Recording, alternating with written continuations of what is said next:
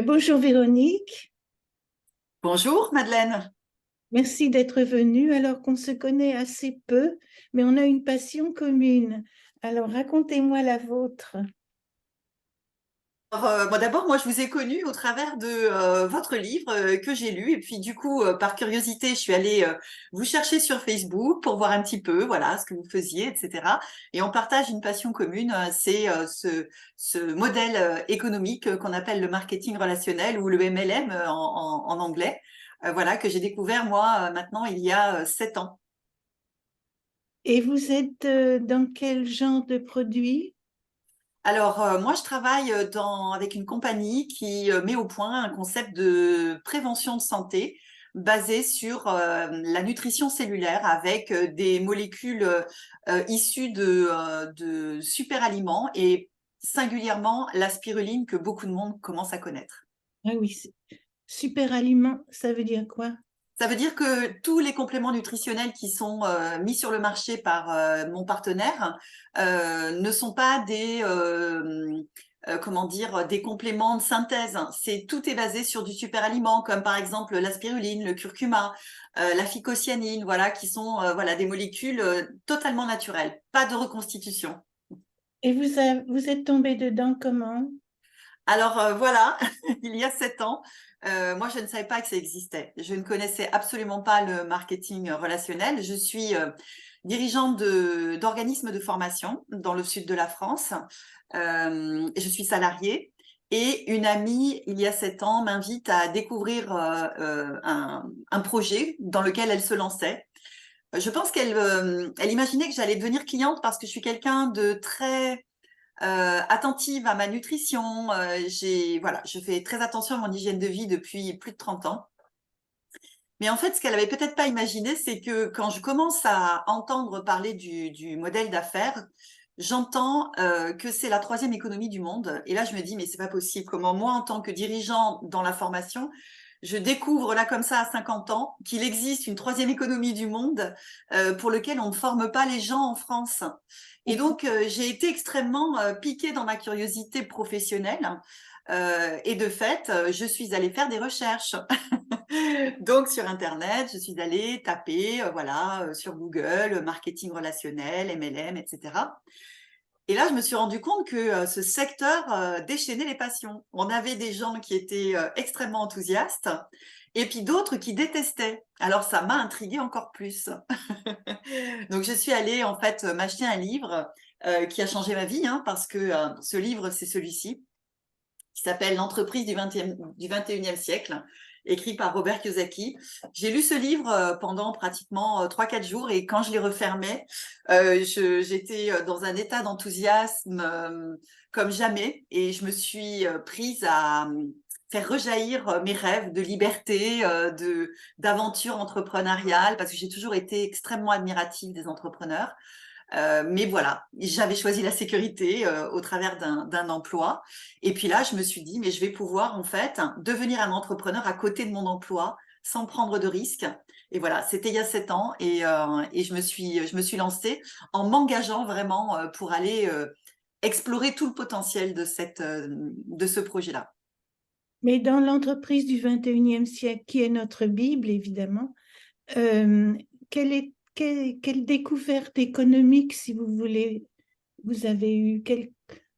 C'était le cadran du cash flow ou c'était quoi? Oui, mais tout, en fait, j'ai été interpellée par évidemment le cadran du cash flow. Voilà, alors je ne veux pas spolier pour les gens qui vont avoir envie d'aller le lire, mais de comprendre en fait aussi que cette opportunité, elle est tellement accessible à tout le monde qui que l'on soit, quel que soit notre parcours de formation, notre expérience professionnelle, notre âge, et vous en êtes l'illustration, Madeleine, voilà, qu'on soit homme, femme, qu'on soit très jeune ou voilà, qu'on ait eu un parcours de management ou pas du tout. Voilà, moi j'ai été extrêmement sensible comment dire, à cette possibilité, finalement, juste soi, sans prendre de risques parce que moi, je ne pouvais pas imaginer de faire le grand saut dans le vide en quittant mon emploi, sans prendre de risque, bah, de pouvoir développer quelque chose qui est complètement déplafonné en fait.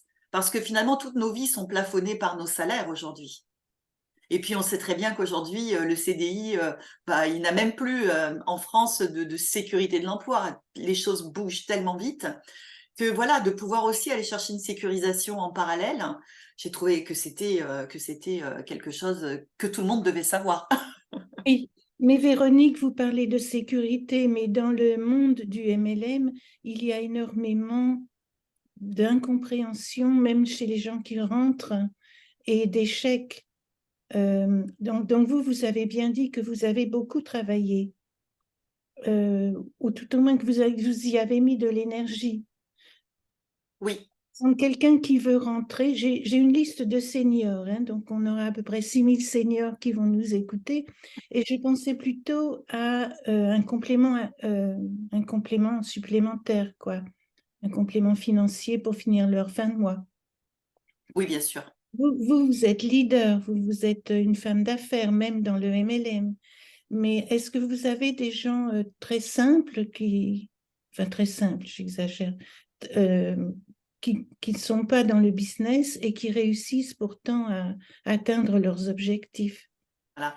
Alors c'est ça que je trouve quand même, et justement hein, le public senior, moi j'y pense beaucoup parce que pour ceux qui vont avoir vraiment l'envie, le désir de préparer la retraite, hein, mais même une fois à la retraite, certains vont avoir envie aussi de compléter leurs revenus, bien sûr, et puis de continuer à avoir une vie sociale aussi, de rencontrer des gens. D'avoir cette voilà cette possibilité de continuer à faire quelque chose qui fait sens aussi. Alors pour répondre à votre question, moi ce que je trouve vraiment chouette dans ce métier, c'est que on peut y entrer juste pour voilà diversifier, compléter. Je lisais une étude récente, avec 476 € de plus par mois, les foyers français vivent correctement. Voilà, il leur manquerait 476 € par mois. Mais imaginez, en quelques mois, on peut aller chercher ces revenus complémentaires avec ce modèle d'affaires. Et de le faire de manière tellement naturelle, hein, juste par le partage, par des moments de convivialité, voilà, dans des présentations salon. Évidemment, peut-être que les seniors vont avoir moins envie de travailler avec les réseaux sociaux, mais il y en a pour tous les goûts. Du coup, on peut travailler avec les réseaux sociaux, pas du tout. Moi, j'ai des partenaires qui travaillent pas du tout avec les réseaux sociaux. Le doyen des leaders dans la compagnie dans laquelle je suis, il n'est pas dans mon équipe, mais voilà, il a 78 ans. Ça va, Il a j'en ai. 78 ans et il a un statut émeraude, ce qui veut Oui, dire qu'il a des revenus voilà, qui sont comme il n'a jamais gagné dans sa vie active, par exemple. oui. Mais il y a quand même un type de personne qui va réussir, c'est les gens qui savent s'occuper de leurs amis. C'est vraiment Oui. une histoire d'amitié. Donc je vois récemment, puisque mon livre va sur Facebook un peu partout, j'ai des gens qui m'envoient des invitations à froid comme ça.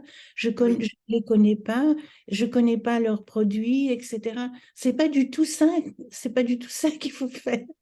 C'est Euh, ça, c'est ça. Et c'est pour ça que moi, j'ai à cœur, en tant que professionnelle de la formation également, de professionnaliser. C'est-à-dire que quand on décide de travailler sur du marketing digital ou du marketing d'attraction sur les réseaux sociaux ou de la prospection sur les réseaux sociaux, la pire des choses, c'est de le faire comme voilà, un amateur, parce qu'en fait, il dégrade l'image de ce métier. Ce oui. métier, c'est un vrai métier qui nécessite des compétences.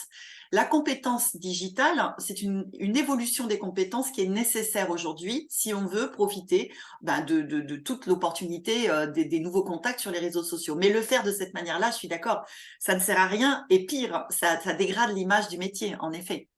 Oui, ça m'énerve pas mal et ça m'attriste aussi. Mais bon. Oui. Et dans mon livre est vraiment une histoire d'amitié. Enfin, comment trouver des amis si on n'en a pas assez, ou comment entretenir nos amis et encore ne pas s'adresser à tous les amis. Oui, Euh, alors moi ce que je dis à mes nouveaux partenaires quand ils arrivent, c'est de leur dire déjà euh, peut-être juste sans autre intention d'amener les gens à découvrir dans quoi tu te lances. Que voilà, je donne l'exemple, par exemple, J'installe une lingerie féminine au cœur de la ville. D'accord, je m'installe, je deviens commerçante d'une très belle lingerie. Eh bien, je vais quand même inviter mon beau-père qui ne va absolument jamais avoir besoin de s'équiper en lingerie, juste pour que peut-être il me recommande un jour, hein, ou parce qu'il, juste pour qu'il sache ce dans quoi je me lance. C'est exactement la même chose. Donc, vraiment d'être dans une, comment dire, un partage bienveillant. Puis surtout que moi, mon domaine, c'est la santé. Et la santé, ça concerne quand même tout le monde. Oui. Tout le monde.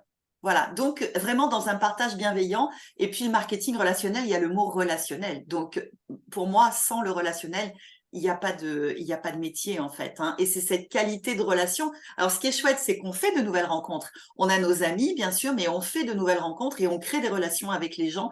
Et c'est ça aussi. Parce que finalement, le réseau du réseau du réseau, il devient exponentiel.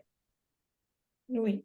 Est-ce que vous avez dû changer ou est-ce que c'était naturel pour vous? Parce que moi, j'ai Non, fait... j'ai beaucoup, j'ai fait beaucoup, beaucoup de travail. En fait, j'ai découvert, alors vous allez me dire peut-être que voilà, j'étais un peu comme on dit, un lapin de 6 semaines à 50 ans, je n'avais jamais entendu parler du développement personnel. Alors, je pense que j'avais de bonnes bases parce que je suis, on va dire, un manager bienveillant, collaboratif depuis des années. Ça fait plus de 20 ans que je manage des équipes et que j'ai de très belles cohésions d'équipe dans ma profession. Donc, je pense que j'avais des bases. Mais quand j'ai commencé à lire Comment se faire des amis et influencer les autres, ce livre que je recommande, je me suis dit, mais waouh, j'ai un potentiel d'évolution et d'évolution personnelle qui est immense. Parce que finalement, on a du pouvoir sur nous-mêmes.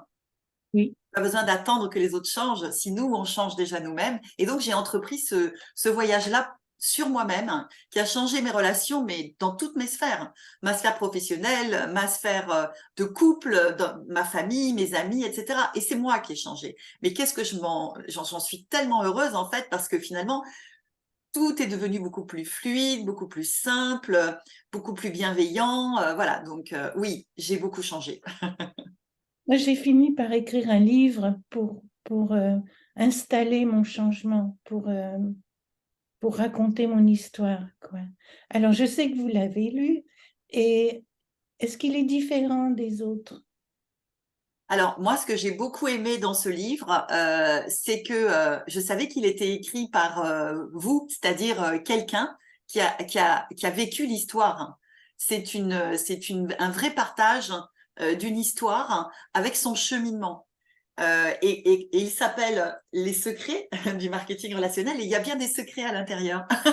Il y a bien des secrets et notamment ben, toute l'approche quantique, énergétique qu'on commence à aborder quand on démarre parce que forcément, je pense que c'est le cas de tout entrepreneur parce qu'on est dans un modèle entrepreneurial. En fait, tout entrepreneur comprend à un moment donné qu'il a besoin de travailler sur lui-même. On nous dit très vite quand on démarre que finalement les seuls blocages pour atteindre nos objectifs et réussir, c'est nous. Donc ce sont ces blocages-là qu'on a besoin de travailler, de faire, d'évacuer de nous et de toutes nos équipes. Donc on a aussi une responsabilité partagée avec nos filleuls qu'on emmène avec nous dans l'aventure. Et là, effectivement, je trouve que il y avait notamment des exercices pratiques accessibles à tout le monde. Madeleine, vous avez jeté un sort dans votre livre. Vous avez dit que on ne pourrait plus se doucher sans sentir une pluie dorée sur nous tous les matins. C'est mon cas. Le sort a marché. Donc voilà, c'est de pouvoir être attentif à nos propres pensées et finalement, à un moment, bah, de pouvoir les choisir pour pouvoir avoir la bonne vibration. Et à ce moment-là, l'univers ben, crée des choses, des synchronicités, des événements, des rencontres qui servent notre objectif. Et moi, je l'ai expérimenté là depuis plusieurs années, mais alors ça marche à un point, c'est juste incroyable, quoi. Oui, oui, merci. Euh, je, Ça fait presque 10 ans que je fais du marketing relationnel et j'ai remarqué en fait la faille française.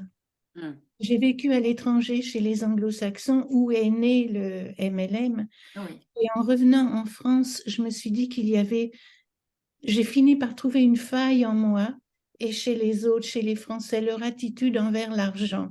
C'est ça. Donc, il a fallu que je me soigne et que je soigne mon équipe. Mm. Donc, nous terminons toujours nos rencontres avec une séance d'EFT et j'ai créé 21 vidéos EFT qui vont cibler les peurs spécifiques au MLM. Par exemple, j'ai peur de ce qu'on va penser de moi, j'ai personne à qui parler. Alors, quand on Oui, pense au nombre d'individus ouais. sur la planète, où je remets au lendemain ce que je dois faire, ça c'est La des peurs procrastination. Ouais. d'échec. Et moi, j'ai découvert que j'avais peur de réussir. Alors, chacun s'en Ah, voilà. Donc, dans toute cette liste de 21 peurs, donc, je propose, vous avez remarqué des peurs qui étaient spécifiques pour vous? en ce qui me concerne, moi, Oui. oh, je pense qu'il y a la peur de déranger. Ah oui. Donc d'entrer au contact, voilà, de nouvelles personnes. Donc cette peur-là, mais je la raccroche bien à un modèle d'éducation hein, dont j'ai bénéficié. Ne pas déranger, voilà, rester à sa place. Donc oui, oui, oui. Et puis chez mes partenaires, beaucoup, c'est effectivement la peur d'échouer, la peur du regard des autres, du jugement des autres. Oui, oui, c'est tout ce qui nous bloque en fait. Hein. Donc je suis très attentive à cette approche-là pour pouvoir aider à libérer ces peurs et ces croyances en fait. Hein. Oui. Bon, on va s'arrêter, Véronique. Je ne sais pas si vous avez dit le nom de votre... Alors, euh, mon partenaire en MLM s'appelle Xelis. C'est une compagnie européenne qui est implantée au Luxembourg avec le laboratoire en Asturie dans le nord de l'Espagne qui permet de cultiver en fait la spiruline dans un environnement totalement on va dire sécurisé où il n'y a pas de pollution du tout parce que c'est ça le but, hein, c'est d'avoir une matière première avec un profil nutritionnel et zéro contaminant dans une très très belle spiruline, voilà. Et on développe dans plus de 60 pays aujourd'hui. Donc voilà, ça part de la France, de l'Europe, et puis aujourd'hui, on a des partenaires qui arrivent en Belgique, en Suisse, en Afrique. C'est ça qui est magnifique. Zélie, ça s'écrit comment? Xelis. Ok. Donc, évidemment, je vais mettre vos coordonnées, hein, si... Merci du On a partage. pas mal de seniors qui connaissent la spiruline et qui ont Oui, été inspirés par vous. Ben, je vous remercie beaucoup c'est et moi qui vous remercie, Madeleine. on se revoit. Ça, je suis Oui, oui, oui, avec grand plaisir en tout cas. Merci, au revoir.